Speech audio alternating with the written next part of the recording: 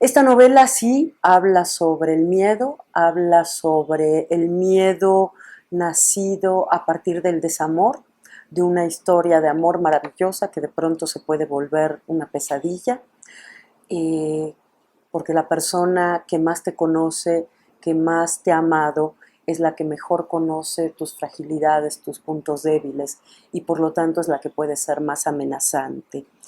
Y yo pienso que el miedo en realidad nos paraliza.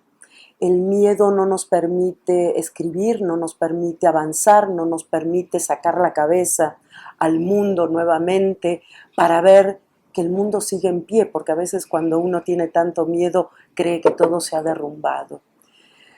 Entonces, para sostenerse en el miedo, esas que son como estrategias, pero yo diría como parapetos, como pequeños muros de contención que al regalarte otras posibilidades de dolor y de miedo, te ayudan a entender mejor el tuyo.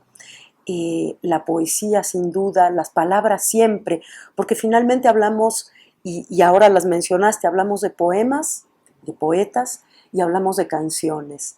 En realidad, muchas de las canciones que ahí aparecen son poemas con música, ¿no? Los fados, ni se diga, entre un fado y un poema de Fernando Pessoa hay realmente una conexión impresionante. Entre un poema de Borges y una milonga o un tango, una conexión impresionante también.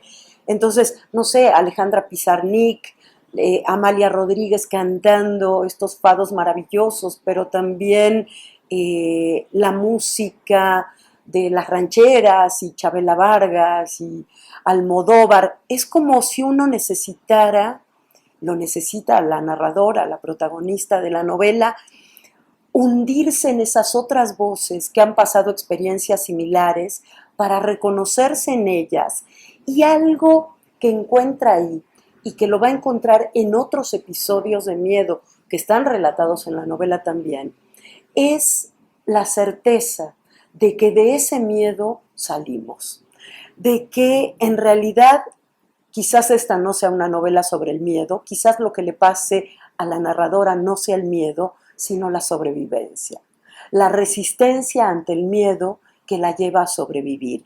Y eso nos cuentan las rancheras, los tangos, los boleros, los poemas. Nos cuentan que hemos sentido miedo, dolor, ausencias, angustias, pero que finalmente hemos sobrevivido a todo eso. Y es bueno saber cuando uno está devastado, devastada, es bueno saber que se puede sobrevivir. Sí, te contestaría por dos caminos. Uno que tiene que ver con la necesidad de explicarme a mí misma la violencia y el miedo. La necesidad de explicarme qué está pasando, por supuesto, en el entorno, en el país, en un país que ya tiene 300.000 muertos, 50.000 desaparecidos, 26.000 feminicidios en los últimos 10 años. Decimos cifras y nos cuesta entender la envergadura de ese número, ¿no? Es una cosa terrorífica. Entonces yo necesitaba tomar distancia de eso y al mismo tiempo, para tomar distancia, increíblemente, lo mejor es ir no al marco global, sino a una cosa pequeña, ¿no? A una historia muy íntima, muy personal, y desde ahí tratar de entender el fenómeno. Esto es algo que la literatura hace mucho, ¿no? Porque cuando tú piensas cuál es la novela que mejor nos cuenta las angustias del ser humano moderno, yo diría que, por ejemplo, La Metamorfosis de Kafka, ¿no? Que es una historia pequeñita de un hombre que un día se levanta sintiéndose cucaracha. ¿Quién no se ha sentido cucaracha un día al levantarse, no? Entonces, un poco desde ahí. Pero hay otra línea que tiene que ver con esto.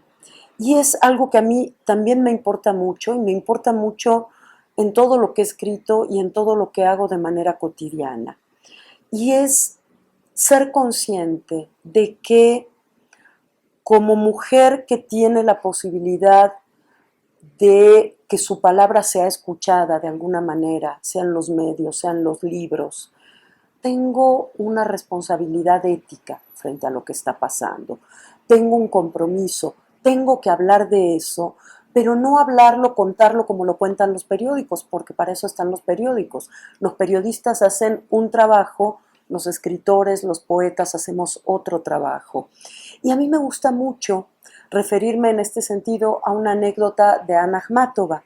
Anna Akhmatova, que como ustedes saben era esta gran poeta rusa que durante el estalinismo es censurada, sus libros son prohibidos, se le prohíbe escribir, su marido es enviado a Siberia y muere, su gran amigo Osip Mandelstam también muere y su hijo está en la cárcel. Ella cuenta que iba con otras decenas de mujeres a pararse frente a la puerta de la cárcel de Leningrado el día de visita. Todas iban abrigadas, vestidas de negro, con el dolor más absoluto en el rostro. Y ella era una más que ya no podía dedicarse a lo que más amaba, que era la palabra y la creación poética. Y una mujer la reconoció, se le acercó y le dijo, ¿usted puede contar esto? Y esa pregunta hacía referencia a, ¿usted puede contar este horror, este dolor, esta vergüenza en la que estamos metidos? Y ella lo pensó un momento un poco como helada por todo lo que esto implicaba y dijo, puedo. Y yo tengo la sensación de que de alguna manera toda la sociedad mexicana en este momento nos está preguntando a quienes podemos hacer uso de la palabra y de la palabra pública, ustedes pueden contar esto y nosotros tenemos la obligación de contarlo, ¿no? Un poco esta novela responde a todo eso. La novela anterior, que era La estirpe del silencio, estaba muy centrada en el tema de la violencia de género, siempre con historias que aluden a esto, sin centrarse, no son denuncias, no son crónicas, es otra cosa, ¿no? Es trabajo poético, trabajo literario. Y me parece que hay que seguir explorando esto, porque finalmente somos también los testigos de esta época.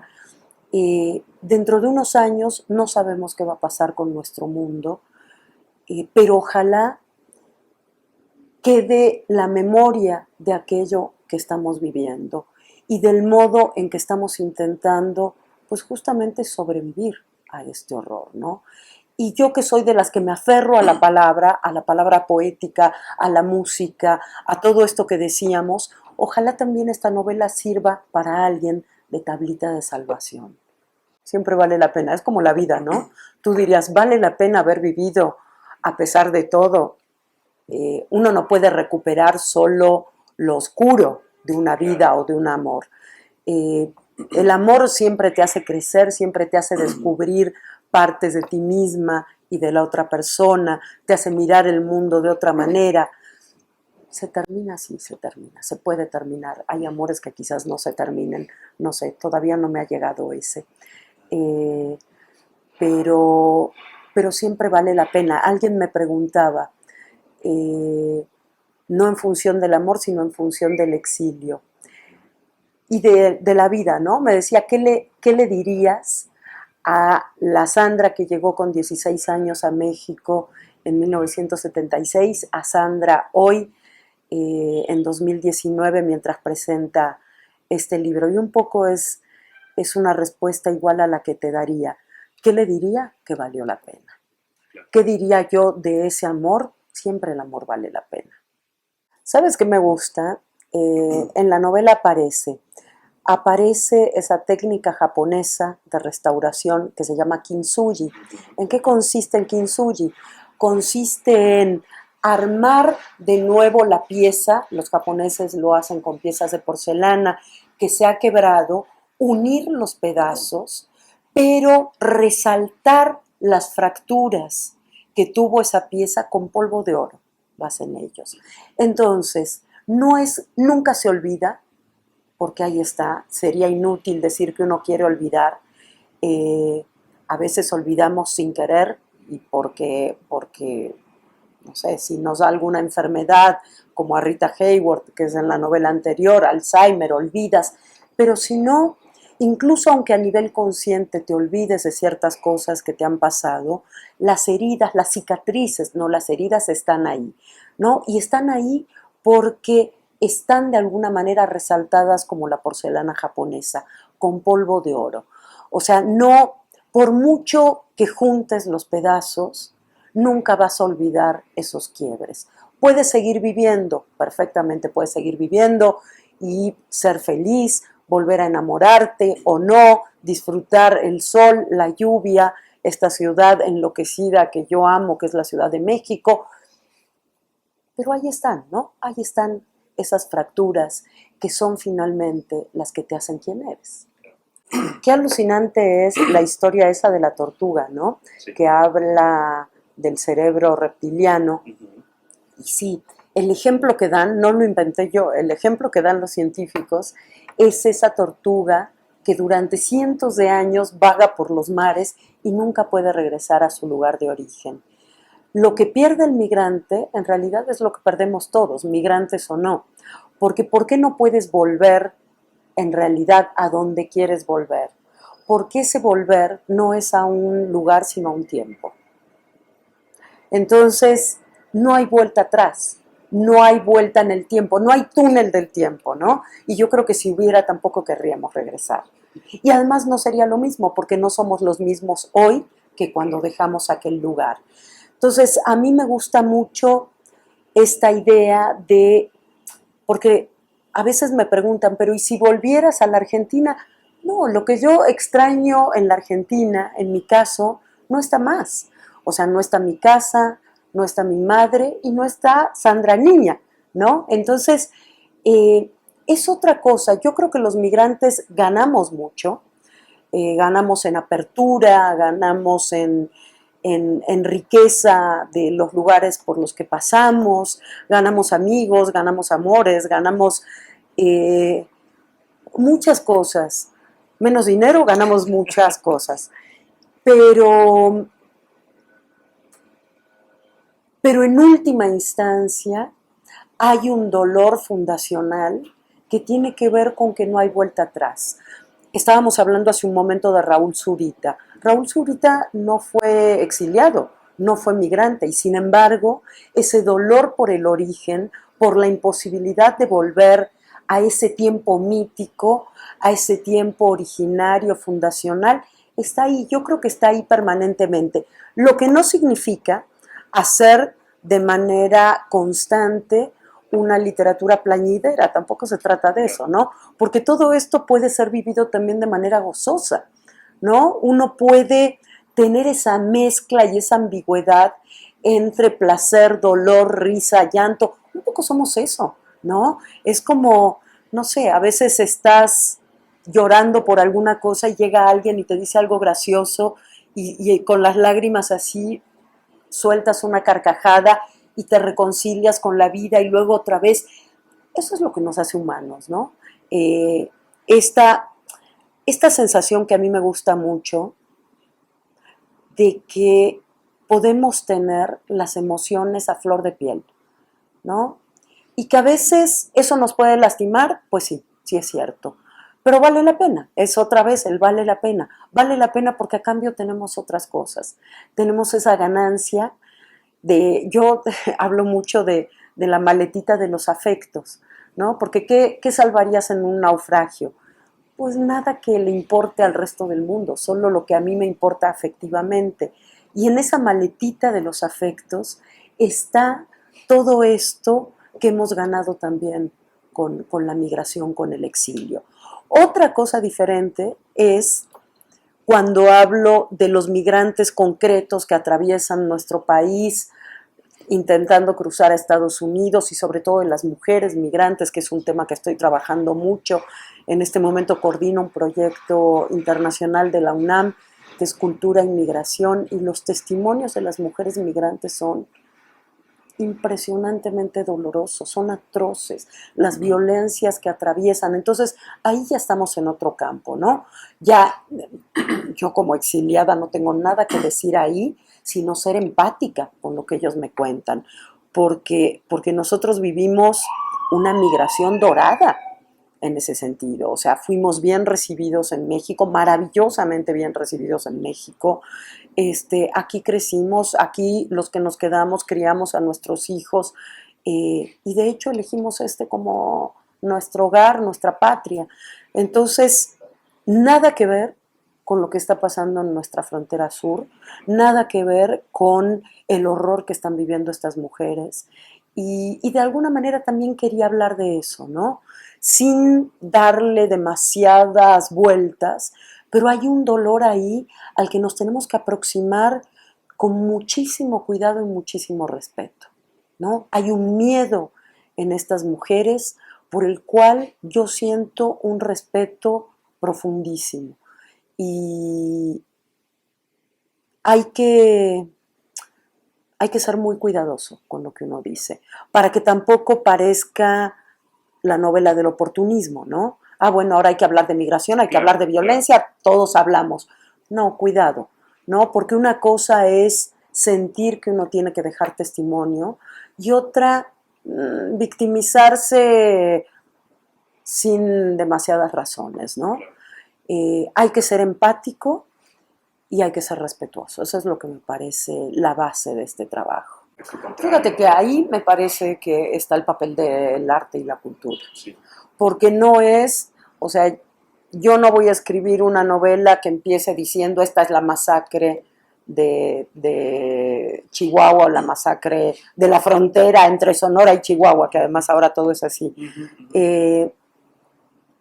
Son esas pequeñas historias que vas contando que sensibilizan, ¿no? El arte y la cultura sensibilizan, hace que miremos la realidad, aunque te esté contando cualquier cosa. Hablaste recién de Proust.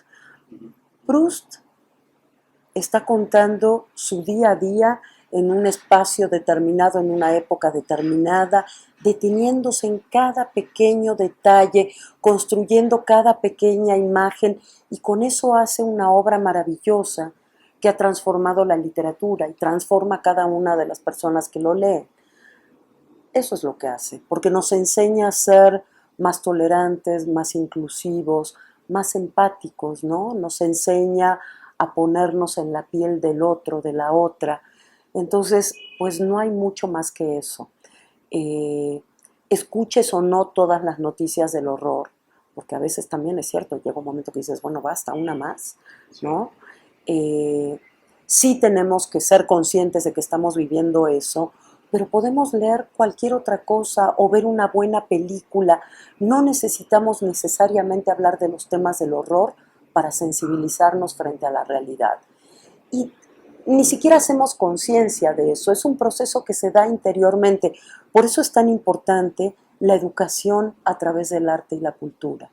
Eso que en un viejo libro de Herbert Reed se llamaba Educación por el Arte, ¿no? Que no quiere decir que todos los niños van a ser artistas, pintores o actores o escritores, pero sí todos van a tener la sensibilidad para captar la realidad de una manera diferente. Yo creo que ahí está una de las respuestas.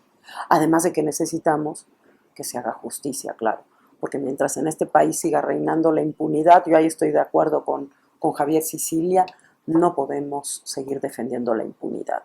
Entonces, mientras no haya justicia real en alguno de todos estos casos, en uno por lo menos, cuéntenme, ¿no? Las cosas no se van a detener.